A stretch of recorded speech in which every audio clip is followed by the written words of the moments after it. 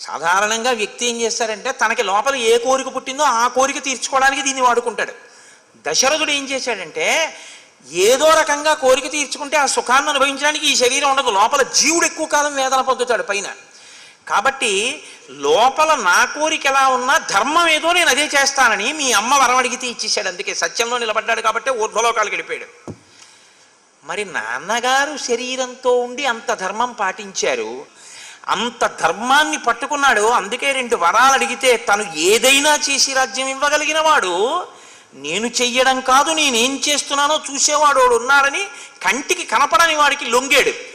లొంగి తనకిష్టం లేకపోయినా సత్యధర్మములకు కట్టుబడి రాజ్యాన్ని నీకు వనవాసమును నాకు ఇచ్చి తను శరీరాన్ని విడిచిపెట్టి ఏడుస్తూ వదిలిపెట్టేసి బ్రహ్మలోకానికి వెళ్ళిపోయాడు. ఈ శరీరంతో ఉన్నది ధర్మం చేయడానికే అని నాన్నగారు నమ్మాడు కాబట్టి బ్రహ్మలోకానికి వెళ్ళాడు.